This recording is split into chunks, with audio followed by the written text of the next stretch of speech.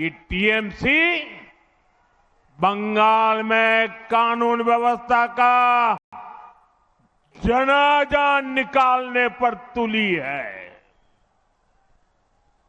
साथियों, हमारा बंगाल शक्ति पूजा की धरती है। यहां आई सभी बहनों बेटियों को, बंगाल की हर बहन बेटी से कहूंगा, बीजेपी आपके सम्मान और आपकी समृद्धि के लिए मैदान में है। बीजेपी सरकार आएगी तो महिलाओं के सच्चे सशक्तिकरण का रास्ता खोलेगी और यह हमारा ट्रैक रिकॉर्ड है। इसलिए आज पूरे देश में बहनों बेटियों की फर्स्ट चॉइस बीजेपी है। साथियों, अभी तक केंद्र की बीजेपी सरकार ने हर प्रकार की मूल सुविधाएं बहनों तक पहुंचाई। देश की 3 करोड़ बहनों को लखपति दीदी बनाया, लेकिन ये बहुत आवश्यक है कि देश के लिए होने वाले फैसलों में भी महिलाओं की भूमिका और अधिक बढ़े। इसलिए हमारी सरकार ने लोकसभा और विधानसभा में महिलाओं के लिए 33% रिजर्वेशन देने का कानून बनाया था। पश्चिम बंगाल सहित देश भर की बहनों को 2029 के 2029 के लोकसभा चुनाव से ही इसका फायदा मिले, अब ये सुनिश्चित करने का प्रयास है। इसलिए सरकार ने 16, 17, 18 अप्रैल को संसद का विशेष सत्र रखा है। माताओं बहनों का यह हक 40 साल से लटका हुआ है। अब और ज्यादा देरी ठीक नहीं है। और हां साथियों, मैं कूच बिहार से देश के सभी राज्यों को फिर भरोसा दिलाता हूं कि जिन भी राज्यों ने जनसंख्या नियंत्रण में अच्छा काम किया है, उनको सीटों के विषय में कोई नुकसान नहीं होगा। सभी का फायदा ही होगा। सभी राज्यों की भागीदारी और सबके अधिकार सुरक्षित रहेंगे। हम संसद में इस पर पक्का ठप्पा लगाना चाहते हैं कि महिलाओं के लिए अतिरिक्त सीटें बढ़े, ताकि राज्यों को इसका बड़ा फायदा मिले।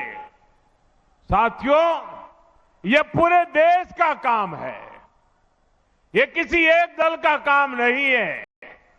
इसलिए बीते दिनों हमने सभी पार्टियों से इसको लेकर चर्चा की है। मैं फिर से सभी दलों से कहूंगा कि आइए महिलाओं के हक के इस काम को सर्वसम्मति से मिलकर करते हैं। सभी दल अपनी सकारात्मक भूमिका निभाएं। मैं बंगाल की अपनी माताओं बहनों से कहना चाहता हूं, आप भी सभी राजनीतिक दलों पर दबाव डालें। उनसे कहें कि वो संसद में खुले मन से महिलाओं के अधिकार के इस कानून का समर्थन करें। साथियों, हमारा बंगाल एक समय भारत के सबसे विकसित राज्यों में से एक होता था। विकास, व्यापार, उद्योग, कला, संस्कृति, हर क्षेत्र में बंगाल आगे रहा था। लेकिन फिर बंगाल पर ग्रहण लग गया। पहले कांग्रेस का ग्रहण, फिर लेफ्ट का ग्रहण और अब टीएमसी का ग्रहण। और इसका नतीजा ये हुआ, बंगाल के विकास की चमक फीकी पड़ती चली गई।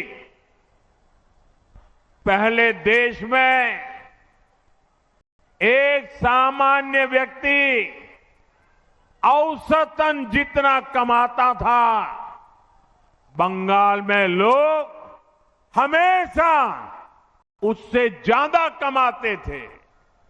लेकिन अब बंगाल में सामान्य मानुष की कमाई देश की औसत से भी बहुत कम हो गई है।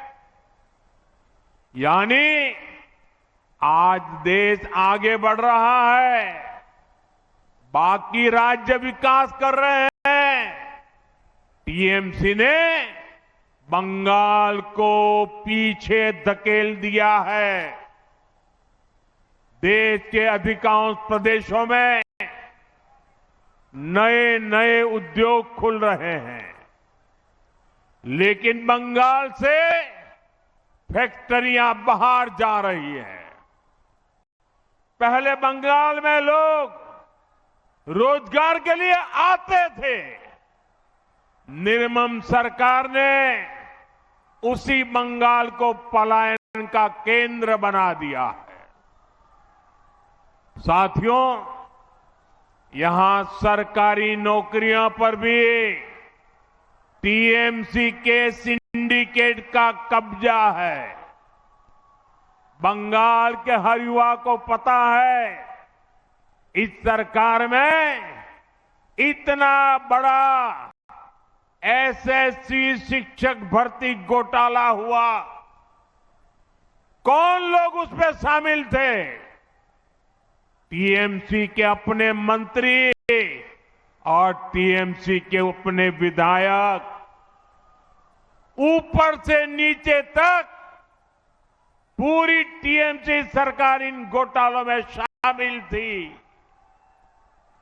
कट, कमीशन और करप्शन के खुले खेल में युवाओं के भविष्य के साथ खिलवाड़ हुआ है। साथियों, तृणमूल कांग्रेस ने पूरे बंगाल को तो बर्बाद किया ही है,